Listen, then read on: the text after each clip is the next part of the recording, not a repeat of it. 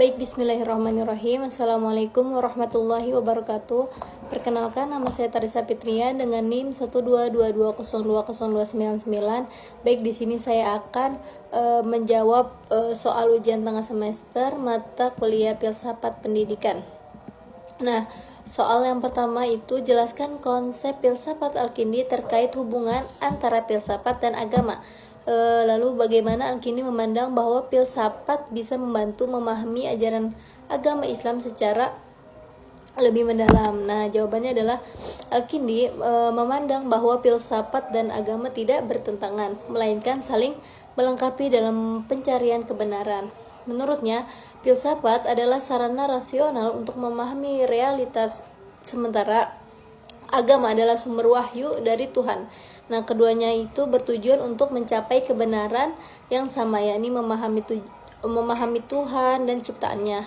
Al-Kindi percaya bahwa akal yang digunakan dalam filsafat merupakan karunia Tuhan yang dapat membantu menjelaskan dan memperjelas ajaran agama secara mendalam. Nah, melalui filsafat, konsep-konsep agama seperti keberadaan Tuhan, sifat-sifatnya, penciptaan dan jiwa dapat dijelaskan secara logis sehingga memperkuat keyakinan keagamaan dengan pemahaman yang lebih rasional dan sistematis. Lalu pertanyaan kedua, Al-Razi dikenal dengan pendekatan rasional dalam filsafatnya. Analisis pandangan Al-Razi mengenai etika dan moralitas. Apa yang membedakan pandangannya dari filsafat moral lainnya pada zamannya? Nah, Al-Razi itu dikenal dengan pendekatan rasional yang khas dalam rasionalnya, termasuk dalam pandangannya mengenai etika dan moralitas. Ia menekankan bahwa akal merupakan sumber utama dalam menentukan perilaku etis dan bahwa manusia harus menggunakan akal untuk membedakan antara yang baik dan buruk, bukan semata-mata bergantung pada otoritas agama atau tradisi. Bagi Al-Razi, kebahagiaan sejati diperoleh melalui pengendalian diri dan kebebasan dari keinginan-keinginan duniawi yang berlebihan, serta keseimbangan dalam memenuhi kebutuhan jasmani dan rohani. Hal ini mencerminkan pengaruh stoikisme dalam pandangan etika Al-Razi yang menekankan kebajikan dan penguasaan diri. Yang membedakan pandangan Al-Razi dari filsuf moral lainnya pada zamannya adalah kritiknya terhadap dogmatisme agama dan keyakinannya bahwa manusia itu bisa mencapai moralitas tinggi melalui rasional tanpa memerlukan wahyu agama. Nah, Al-Razi juga menolak konsep takdir yang mutlak, menekankan tanggung jawab individu atas tindakan moralnya. Pandangan ini sering bertentangan dengan pemikiran filsuf Islam lainnya yang cenderung menekankan harmonisasi antara etika dan wahyu agama. Baik, pertanyaan ketiga yaitu Al-Farabi itu sering disebut sebagai guru kedua setelah Aristoteles. Nah, dalam filsafat Islam, apa pandangan Al-Farabi tentang konsep kota ideal yaitu Al-Madinah dan Al-Fadilah?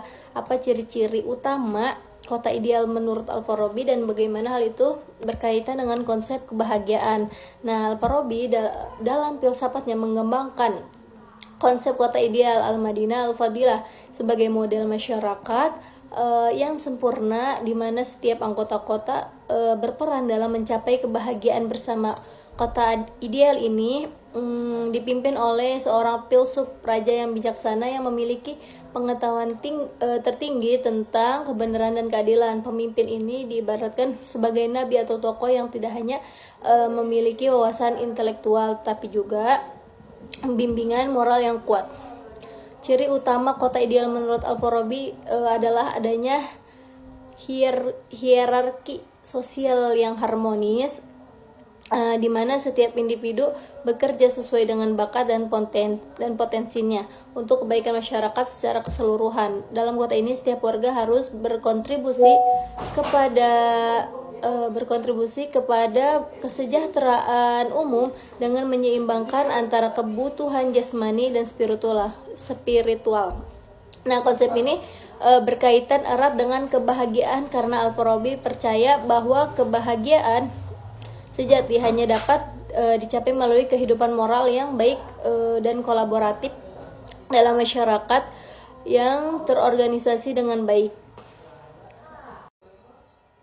Nah, lalu pertanyaan keempat adalah Ikhwan al-Syafa atau persaudaraan kemurnian memiliki pendekatan ensiklopedis terhadap filsafat dan sains. Nah, jelaskan metode yang digunakan oleh Ikhwan al-Syafa dalam menyatukan filsafat, sains, dan agama melalui risalah-risalah mereka, serta bagaimana mereka melihat peran akal dalam mencapai kebenaran.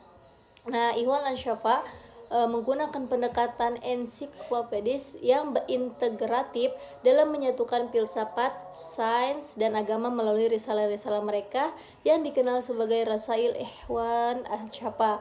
Mereka menggabungkan berbagai disiplin ilmu termasuk matematika, logika, fisika, metafisika, etika, dan agama dalam satu kerangka pemikiran yang holistik.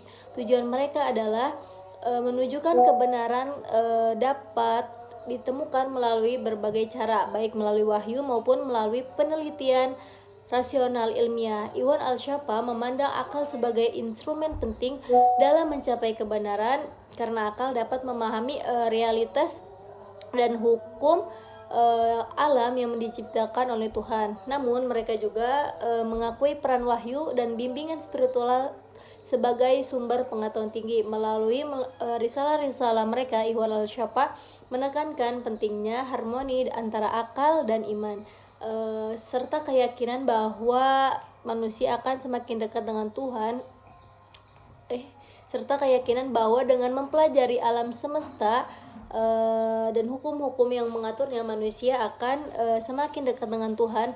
Bagi mereka, pencarian mengetahui melalui filsafat dan sains merupakan jalan menuju spiritual dan kebahagiaan yang sempurna. Lalu pertanyaan yang kelima ini, Ibnu Sina dikenal sebagai salah satu tokoh besar dalam filsafat dan kedokteran Islam. Lalu jelaskan teori emanasi Ibnu Sina serta bagaimana konsep ini mempengaruhi pandangan ontologisnya tentang Tuhan dan alam semesta. Nah, teori emanasi Ibnu Sina atau biasa disebut Avicenna adalah konsep metafisik yang menjelaskan hubungan antara Tuhan sebagai sumber keberadaan dan alam yang tercipta darinya. Menurut Ibnu Sina, Tuhan adalah wujud yang wajib, yaitu kebenaran yang mutlak ada dan menjadi sebab segala sesuatu yang ada. Dari Tuhan, emanasi atau pancaran keberadaan turun secara berhadap melalui serangkaian akal atau wujud-wujud spiritual yang lebih rendah. Emanasi ini berlangsung secara hierarkis, dimulai dari akal pertama yang paling dekat dengan Tuhan, kemudian akal-akal selanjutnya hingga mencapai dunia materi. Alam semesta tercipta melalui proses emanasi ini, di mana setiap tingkat wujud memiliki keterkaitan dengan yang di atasnya, namun semakin jauh dari kesempurnaan Tuhan. Dalam pandangan ontologis Ibnu Sina, Tuhan tidak menciptakan alam secara langsung, tetapi melalui emanasi yang berkesinambungan, dan alam semesta bergantung sepenuhnya kepada Tuhan sebagai sumber keberadaannya. Meskipun alam ini jauh dari Tuhan secara hierarkis, alam masih mencerminkan kesempurnaan Tuhan secara tidak langsung. Konsep ini mempengaruhi pemikiran Ibnu Sina tentang keteraturan kosmos, di mana alam semesta dilihat sebagai tatanan yang harmonis dan rasional, mengikuti hukum-hukum yang berasal dari Tuhan. Teori emanasi juga menjelaskan perbedaan antara Tuhan sebagai wujud yang murni tanpa perubahan dengan alam yang terdiri dari keberadaan yang berubah dan bergantung. Konsep ini menggabungkan elemen filsafat Neoplatonisme dengan prinsip-prinsip metafisika Islam, menjadi Tuhan sebagai sumber absolut yang menggerakkan segala sesuatu secara tidak langsung melalui pancaran